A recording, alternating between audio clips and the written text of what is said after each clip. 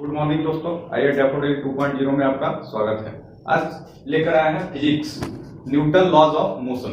तो आइए पहले फर्स्ट लॉ देखते हैं। फर्स्ट लॉ क्या कहता है न्यूटन का कि ये body at rest will remain at rest, मतलब कि जो अगर स्थिर है तो वो स्थिर ही रहना चाहता है, लेकिन अगर body in motion will remain in motion, कि अगर मोशन में है तो मोशन में ही रहना चाहेगा। कब तक? लेकिन कब तक रहना चाहेगा? जब तक कि एक्सटर्नल फोर्स अप्लाई ना किया जाए। और इस टेंडेंसी को इनर्शिया भी बोलते हैं।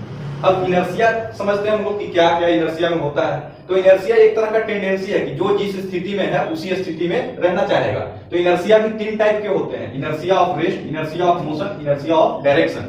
तो इनर्शिया ऑफ रेस्ट क्या होगा? तो जो ऑब्जेक्ट रेस्ट में है वो रेस्ट में ही रहना चाहेगा। अब हम लोग अगर स्थिर है, रेस्ट में है, तो रेस्ट में ही रहना चाहेंगे। जब हम अपने वो से बाहरी फोर्स का इस्तेमाल करेंगे, बल का इस्तेमाल करेंगे चलने के लिए, तब क्या होगा? मेरा रेस्ट से पोजीशन चेंज हो जाएगा, मोशन में आ जाएंगे। अगर मोशन में है तो मोशन में ही रहना चाहेंगे। जैसे साइकिल वगैरह चला रहे हैं तो ब्रेक जब तक नहीं लगाएंगे तो क्या है? एक्सटर्नल फोर्स है, तो ब्रेक नहीं लगाएंगे तब तक रुकेंगे नहीं। अब डायरेक्शन है, कभी कभी क्या होता है कि बहुत स्पीड में हम कार बाइक चलाते हैं, अगर अचानक से मोड़ना है तो क्या होता है? कभी कभी गाड़ी पलट जाता है। तो ये चीज को क्या दर्शाता है कि एक डायरेक्शन में, जिस डायरेक्शन में था उसी डायरेक्शन में वो रहना चाहता था, ना कि वो अपना डायरेक्शन बदलना चाहता था। तो उस पर एक्सटर्नल फोर्स लगाते हैं, हैंडल मोड़ते हैं, तो ये क्या है? Inertia of direction. अब समझते हैं इस लॉ में कुछ बातें कि if F equal to zero, मतलब कि फोर्स अगर इस पे जीरो है तो एक्सेलरेशन भी इस पे जीरो होगा, और जब एक्सेलरेशन जीरो होगा तो फोर्स भी जीरो होगा।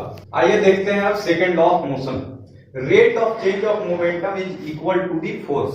तो rate of change of momentum is equal to the force, मतलब कहने का मतलब कि मोमेंटम में जो चेंज होगा उसके रेट से डिवाइड करेंगे तो फोर्स के बराबर होगा। और मोमेंटम क्या होता है? तो the force that makes something move faster and faster. Momentum एक तरह का फोर्स है जो किसी भी ऑब्जेक्ट को फास्टर एंड फास्टर बना देता है। आइए अब सेकंड लॉ को प्रूफ करते हैं। तो सेकंड लॉ क्या रहा था कि rate of change of momentum is equal to the force. तो rate of change of momentum कहने का मतलब कि दोनों दो मोमेंटम के डिफरेंस को अगर टाइम से डिवाइड करते हैं तो क्या है? हमारे फोर्स के बराबर होगा। अब दो मोमेंटम कब होगा? तो एक मान लेते हैं कि m1 है, v1 है, एक क्या होगा? m2 v2। लेकिन m1 और m2 क्या होगा? हर जगह सेम होगा, क्योंकि मास कभी चेंज नहीं होगा। अब ऐसा नहीं है कि ये चला अभी 60 केजी का था, उधर गया तो आधा केजी कम हो गया, ऐसा तो होगा नहीं। तो इसलिए क्या यहाँ पे आएगा? तो m1 into v2 minus m2 m1 into v1। अब m1 दोनों जगह क्या लिखें? क्योंकि m1 जो है m2 के बराबर है, या इसको सीधा सीधा m भी लिख सकते हैं बाई टी। अब यहाँ पे m कॉमन ले लेंगे तो v2 minus v1 by T. अब v2 को हम क्या फाइनल वेलोसिटी ले सकते हैं, v1 को इनिशियल वेलोसिटी लिख सकते हैं। तो इसको अब देखिए, यहाँ पे फाइनल और इनिशियल से आपको फॉर्मूला में बताया गया होगा, final velocity minus initial velocity by time equal to क्या होता है? एक्सेलरेशन के बराबर होता है। तो F equal to mass into acceleration, ये हमारा फॉर्मूला प्रूव हो गया। अब आइए देखते हैं कि क्या होता है इसमें। फोर्स जो है डायरेक्टली प्रोपोर्शनल होगा किसके? मास के बराबर होगा। कि मास अगर बढ़ेगा तो फोर्स भी बढ़ेगा।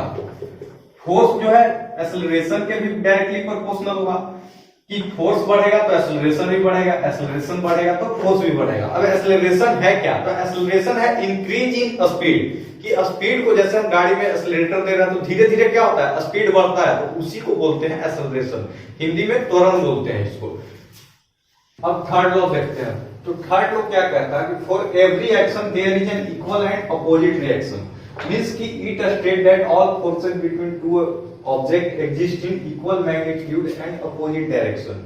कहने का मतलब है कि जैसे कोई भी ऑब्जेक्ट है, वो किसी ऑब्जेक्ट पे फोर्स लगा रहा है तो क्या है? दोनों साइड से बराबर फोर्स लगेगा।